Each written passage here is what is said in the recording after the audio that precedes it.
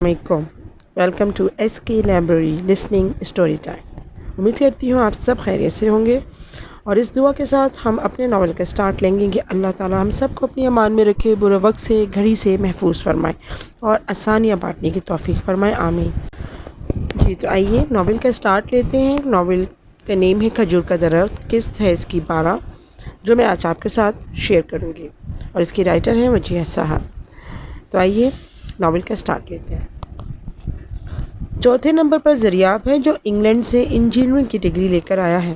खुदा ने बड़ा करम किया है, एक इंडस्ट्री में इसे अच्छी जॉब मिल गई है। मुझे आपकी बेटी हिजाब बहुत पसंद है, लेकिन इससे पहले कि मैं कोई सवाल करूं, मैं चाहती हूं कि आप हमारे घर आएँ, मेरी फैमिली से मिलें। अगर हम आपको पसंद आए तो फिर मैं बात आगे बढ़ाऊँगी। मेरा मतलब है कि मैं अपने बड़े बेटे के लिए हिजाब का हाथ मांगूँ। मैं चाहती हूँ कि आप इस जुम्मे को मेरे घर तशरीफ़ लाएँ। सबाद ने मुस्कुराते हुए कहा, क्यों नहीं, मैं ज़रूर आऊँगी। आगे संजोग बनाने वाला तो खुदा है। मिसेस आफ्ताब जैदी के जिस्म में खुशी की लहर दौड़ गई। उसने सानिया की तरफ देखा। सानिया और एहसन, तुम दोनों भी साथ आना। तहरीम जो सारी गुफ्तगू में नज़रअंदाज थी, चाय की ट्रे में हाथ में लेकर मुँह बसोर कर बोली, आंटी मैं भी इस घर में रहती हूँ। तहरीम की इस बात पर सब हंस पड़े। सबाद ने मुस्कुराते हुए कहा, क्यों नहीं, मैं ज़रूर आऊँगी। आगे संजोग बनाने वाला तो खुदा है। मिसेस आफ्ताब जैदी के जिस्म में खुशी की लहर दौड़ गई। उसने सानिया की तरफ देखा। सानिया और एहसन, तुम दोनों भी साथ आना। तहरीम जो सारी गुफ्तगू में नज़रअंदाज थी, चाय की ट्रे हाथ में लिए मुँह बसोर कर बोली, आंटी मैं भी इस घर में रहती हूँ। तहरीम की इस बात पर सब हंस पड़े। भाई आपको हम कैसे भूल सकते हैं, आपको ही तो अपनी आप ही हिजाब के लिए लड़का ढूंढना है। मिसेस आफ्ताब जैदी तहरीम को छेड़कर सबाद से गोया हुई। सबाद, तहरीम को साथ ज़रूर लाना। तहरीम भी साथ आई कि सबाद ने तहरीम की तरफ देखते हुए कहा। सब काफ़ी देर तक गपशप में मसरूफ़ रहे। मुख्तलिफ़ किस्म के मौज़ूआत पर बात होती रही। मिसेस आफ्ताब जैदी एक पढ़ी लिखी और समझदार खातून थी। उसकी पुरअसर गुफ्तगू से सबाद को उसकी फ़ैमिली से मिलने का इश्तियाक ज़्यादा होने लगा। हिजाब दोनों बहनों की निस्बत काफ़ी संजीदा मिजाज है। आफ्ताब जैदी ने टिशू पेपर उठाया। हिजाब शुरू ही से ऐसी है, संजीदा मिजाज और हसास। फैज़ान का क्या करता है, माशाल्लाह से उसका अपना शोरूम है। खुदा का बड़ा फजल है। मैं तो बस चाहती हूँ कि 2 बहुएं घर में लाऊं और घर की जिम्मेदारियाँ इन्हें सोकर आराम करूँ। सबाद मिसेस आफ्ताब जैदी की इस बात पर इन्हें छेड़ने के अंदाज में मुस्कुराई। आप ऐसी बातें क्यों कर रही हैं, आप इतनी फ़िट हैं कि कोई नहीं कह सकता कि आप जवान बेटे और बेटियाँ हैं की माँ हैं। मिसेस आफ्ताब जैदी धीमे लहजे में बोली, बज़ाहिर उम्र कितनी ही लगे, लेकिन ये वक्त का दीमक अंदर ही अंदर हमारे जिस्म को खोखला करता जा रहा है। खैर से मेरे बेटे फैज़ान की उम्र तो। मिसेस आफ्ताब जैदी के अधूरे जुमले पर सबाहत फ़ौरन बोली, कितनी उम्र है फैज़ान की।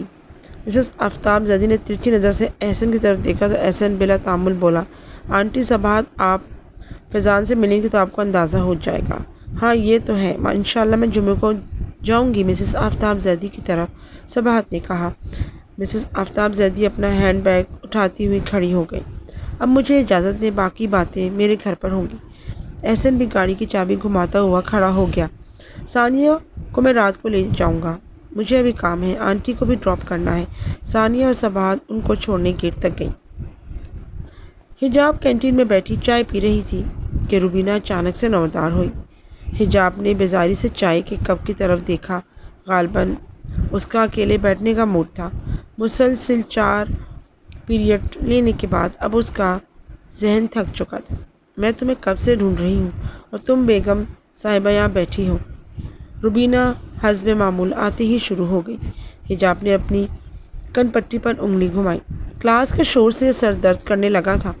अच्छा तो फिर मेरे लिए भी चाय मंगवाओ, मेरा भी सर दर्द कर रहा था। हिजाब और रुबीना के बनावटी अंदाज पर खिलखिलाकर हंस पड़ी। तुम तो दूसरों के सर में दर्द करती हो, तुम्हारे सर में दर्द कब से होने लगा। रुबीना का मुंह फूल गया। तुम बैठो, अकेली में जा रही। हिजाब ने उसका हैंड बैग खींच कर उसे वापस बिठाया। मजाक कर रही थी, तुम ही तो मेरी इकलौती सहेली हो। हिजाब ने उसके लिए चाय मंगवाई। रुबीना हिजाब के करीब होके बैठ गई। मैंने तुमसे पूछना था कि सानिया की शादी की तस्वीर और मूवी कब दिखा रही हो। क्या करूं, मेरा तो खुद बहुत दिल चाह रहा है कि घर जाऊं। अम्मा भी बुला रही थी, मगर तुम तो जानती हो कि बच्चों के इम्तिहानात हो रहे हैं। हिजाब टेबल पर हाथ से लकीरें खींचने लगी। रुबीना ने उसके हाथ पर अपना हाथ रखा। یہ تم مجھ پر چھوڑ دو، میں یہ سب سنبھال لوں گی۔ اس سنڈے نہیں، میں اگلے سنڈے پروگرام بنا لوں گی۔ ثانیہ کے سسرال بھی جاؤں گی کہ میری کم سن ثانیہ نے بہو کے روپ میں گھر کیسا سنبھالا ہے۔ کبھی کبھی دل چاہتا ہے کہ نوکری چھوڑ کر اماں کے ساتھ پہلے کی طرح رہوں، لیکن میری یہ خواہش حالات کے بھنور میں جا کر ختم ہو جاتی ہے۔ اچھا، اپنا موڈ خراب مت کرو۔ وہ دیکھو آسمان پر کیسے گھنے سیاہ بادل چھائے ہیں، لگتا ہے آج بارش ہوگی۔ چلو اپنی چائے اٹھاؤ، سامنے لان میں بیٹھ کر چائے پیتے ہیں۔ روبینہ اپنا کپ اٹھا کے کھڑی ہو گئی۔ حجاب نے مسکرا کر روبینہ کی طرف دیکھا اور اس کے پیچھے پیچھے چل پڑی۔ وہ لان میں بینچ میں بیٹھ گئی۔ حجاب نے اپنی خوبصورت آنکھوں سے بادلوں سے بھرے آسمان کی طرف دیکھا تو کوئی خوبصورت سا خیال اس کے دل کے تار چھیڑ گیا۔ روبینہ نے اس کی آنکھوں کے آگے ہاتھ لہرایا۔ کن سوچوں میں کھو گئی ہو؟ ویسے کبھی کبھی تو مجھے تم پر عجیب سا شک ہوتا ہے۔ کیسا شک؟ حجاب نے حیران کن نظروں سے روبینہ کی طرف دیکھا۔ یہی کہ تم مجھ سے کچھ چھپاتی ہو۔ نہیں، بھلا میں کیا تو چھپاؤں گی؟ تو تم میری زندگی کے بارے میں سب کچھ جانتی ہو۔ حجاب نے روبینہ سے نظریں چرا لیں۔ روبینہ نے حجاب کے چہرے کو اوپر اٹھایا۔ ادھر دیکھو میری طرف۔ حجاب نے اپنی اداس آنکھوں سے روبینہ کی طرف دیکھا۔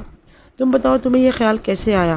روبینہ نے حجاب کی آنکھوں میں جھانکا۔ مجھے ایسا لگتا ہے کہ تمہاری زندگی میں جو تمہیں بہت چاہتا ہے، کوئی شہزادہ تمہاری زندگی میں محبت کا رنگ بھر گیا اور تم نے مجھے بتایا بھی نہیں۔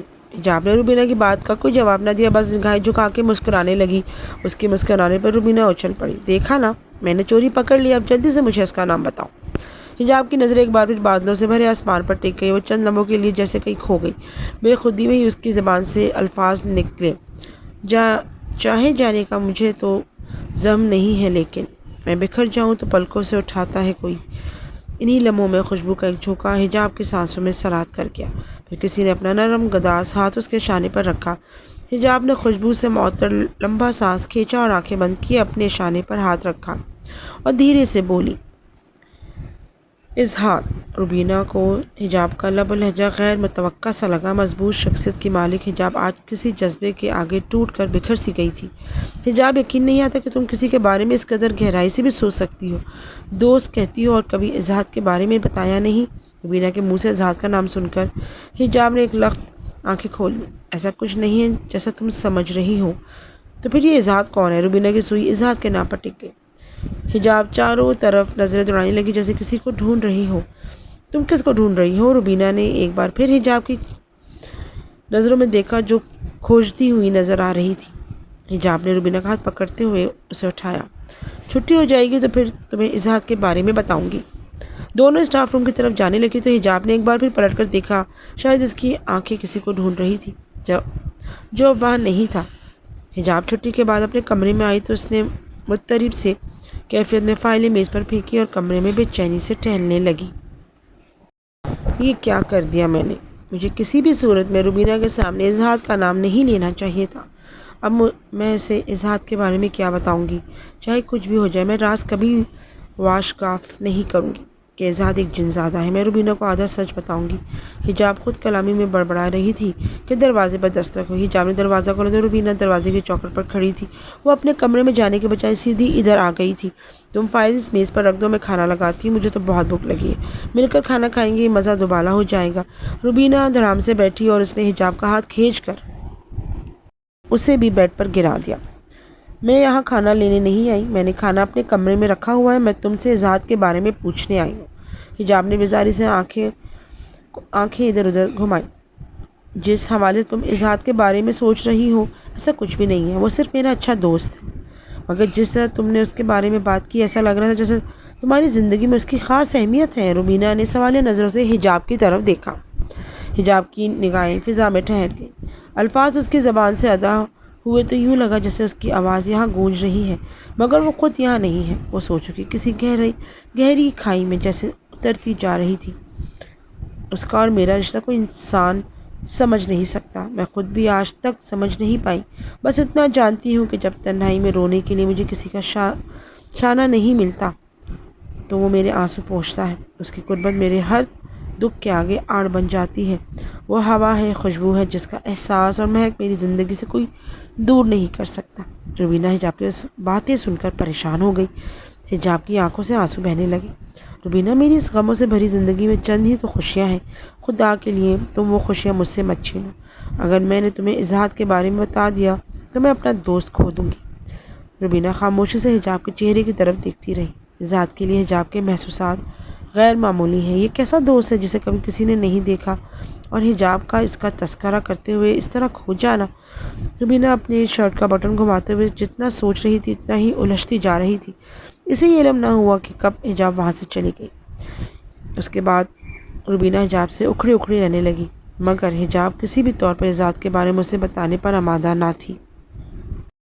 حجاب کو روبینہ کی ناراضگی تو منظور تھی، مگر اظہار کو ایک بار پھر مصیبت میں ڈالنا گوارا نہ تھا۔ سبھا سبزی کاٹنے میں مصروف تھی کہ تحریم ہاتھ میں موبائل لیے اس کے قریب آ بیٹھی۔ اماں حجاب آپی کو مسز آفتاب زیدی کے بارے میں بتاتے ہیں۔ سبھا نے موبائل فون اس کے ہاتھ سے لے لیا۔ ابھی نہیں، پہلے مجھے ان کے گھر جانے دو۔ اس قدر امیر لوگ ہم جیسے متوسط گھرانے سے تعلق جوڑنا چاہتے ہیں، کیا خبر لڑکے میں کوئی عیب ہو؟ توبہ ہے اماں، آپ تو بہت وہمی ہیں۔ سبھا سبزی کاٹتے ہوئے رک گئی۔ اس نے گہری نظر تحریم پر ڈالی۔ بیٹی، عمر کے ان گنت سالوں میں ہم نے کون سے خزانے جوڑے ہیں؟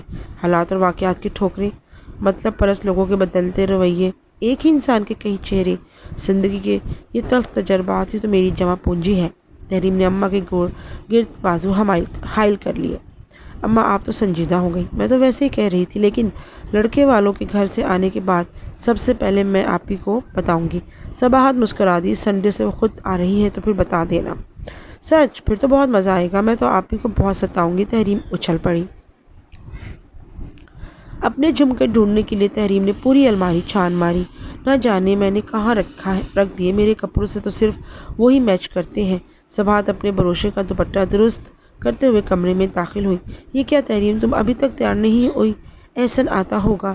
مسز آفتاب زیدی کو ہم نے 7 بجے کا ٹائم دیا تھا اور اب 7:30 بج رہے ہیں۔ تحریم نے لمبا سانس کھینچا اور کمر پر ہاتھ کس لیے۔ میں جھمکے رکھ کر بھول گئی ہوں۔ تو کیا ہوا؟ وہ جھمکے کون سا سونے کے تھے، ویسے ہی جھمکے اور لے لینا۔ صباحت نے اسے تسلی دی۔ تحریم برا سا منہ بنا کے کپڑے الماری میں واپس رکھنے لگی۔ مگر اماں، میرے اس جوڑے سے وہی جھمکے میچ کرتے تھے۔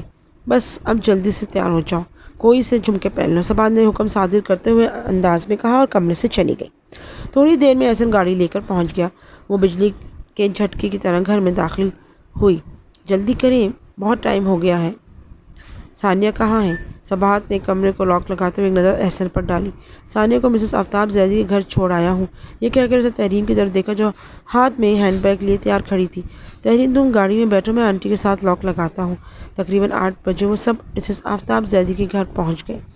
گاڑی مسز آفتاب زیدی کے پورچ میں رکی تو تحریم کی سانس اس کے حلق میں اٹک گئی۔ ماں بیٹی نے گاڑی میں بیٹھے بیٹھے ہی پوری کوٹھی کا جائزہ لیا۔ جو کوٹھی باہر سے کسی شیش محل سے کم نہیں، وہ اندر سے کس قدر خوبصورت ہوگی۔ احسن نے گاڑی کا دروازہ کھولا۔ آ جائیں آنٹی۔ صباحت نروس سی بلا وجہ ہی اپنے آنچل کو بار بار درست کرتی ہوئی گاڑی سے اتری، مگر ان لوگوں نے جس طرح استقبال کیا، ایک پل کے لیے صباحت امیری غریبی کے اس امتزاج کو بھول گئی جو ان 2 خاندانوں میں تھا۔ کوٹھی میں داخل ہوئی تو کوٹھی کی زیبائش آرائش سے اس کی آنکھیں چکا چوندھ ہو گئی۔ ڈیکوریشن پیس سے لے کر فرنیچر تک گھر کی ہر چیز شاہانہ تھی۔ دیواروں پر لگے شیشوں میں اپنا عکس دیکھ کر صباحت نے لجاج سے آنکھیں جھکا لی، جیسے اس کا اپنا ہی عکس اس کا مذاق اڑا رہا ہو کہ بیٹی کا رشتہ کرنے تم کہاں چلی آئی ہو۔ دونوں ماں بیٹی ڈرائنگ روم میں جانے کے بجائے لیونگ روم میں بیٹھ گئی۔ مسز آفتاب زیدی کی دونوں بیٹیاں زرقا اور مناہل بھی وہیں بیٹھ گئیں۔ آپ کو اپنے گھر دیکھ کر مجھے خوشی ہو رہی ہے۔ میں نے اپنی دونوں بیٹیوں کو بھی بلا لیا ہے تاکہ ان کی ملاقات بھی آپ سے ہو جائے۔ ماشاءاللہ، بہت پیاری بیٹیاں ہیں آپ کی۔ آپ کے داماد نہیں آئے؟ صباحت نے پوچھا۔ مسز آفتاب زیدی نے نظر اپنی بیٹیوں پر ڈالی، پھر صباحت سے گویا ہوئی۔ انہیں ضروری کام تھا، انہیں میرے پاس چھوڑ کر دونوں اپنے اپنے کام پر چلے گئے۔ میرا تو دل تھا کہ آفتاب صاحب کی بھی ملاقات آپ سے ہو جاتی، لیکن وہ کام کے سلسلے میں بیرون ملک ہیں۔ 1 ماہ کے بعد ان کی واپسی ہوگی۔ زریاب اور فیضان اب بھی تھوڑی دیر تک آ جائیں گے۔ زرقا اٹھ کر کچن کی طرف چلی گئی۔ تھوڑی دیر کے بعد ملازمہ کولڈ ڈرنک لے کر آ گئی۔ زرقا نے آگے بڑھ کر کولڈ ڈرنک سرو کی۔ مسز آفتاب زیدی نے مسکراتے ہوئے زرقا کی طرف دیکھا۔ اپنا 2 سال کا بیٹا دادی کے حوالے کر کر آئی ہے، بہت شریر اور پیارا ہے۔ مناہل کے لیے دعا مانگتی ہوں، خدا اس کی بھی گود بھرے۔ کیوں نہیں، پروردگار کی ذات بہت بے نیاز ہے، وہ سب کی مرادیں پوری کرتا ہے۔ ویسے زرقا اپنا بیٹا لے آتی تو اچھا تھا، میں بھی دیکھ لیتی۔ صباحت کی بات کے جواب میں زرقا بولی، آنٹی اب تو آنا جانا لگا رہے گا۔ ماما نے حجاب کی اس قدر تعریف کی ہے کہ اس سے ملنے کا اشتیاق بڑھ گیا۔